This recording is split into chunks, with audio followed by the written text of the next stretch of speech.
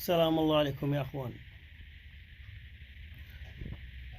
والله أمس ألاحظ لعل وعسى نشوف رد قطري حاسم. فيكون رد يعني قطري حاسم رغم الإمكانيات القطرية يعني على الاعتداء السافر الممنهج الذي ندين ونستنكر ونفعل نحن أهلنا. احنا أول شيء نقدم الفعل قبل الإدانة.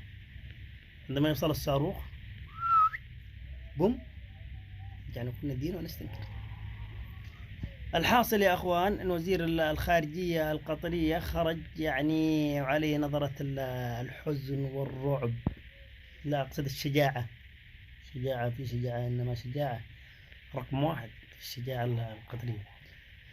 نحن نحتفظ بحق الرد، ولقد جمعنا القمامة العربية القمة يعني، بس القمامة نطورها يعني.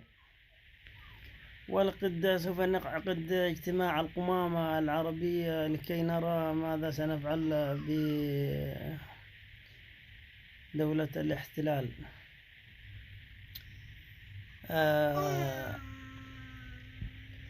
يعني ايش بتصلح؟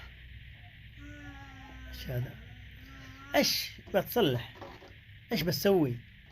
يا أخي يا صديقي، إن لم تثبتوا وجودك على هذه المنطقة وعلى هذا الأرض، وتثبت إن القطر أو أي دولة عربية تقدر ترد بحرية كاملة على من اعتدى عليها، فأنت لست دولة. الدولة تحمل يعني طائرات استراتيجية وكل أسلحة العالم.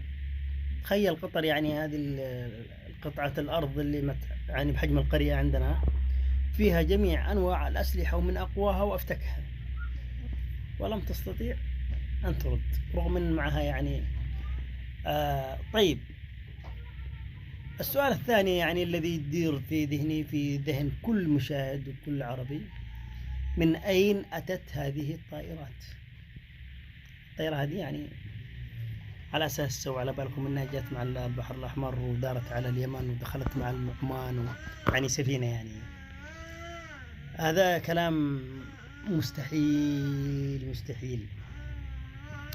أو أتت يعني عبر الأردن ودخلت من إيران وتضرب.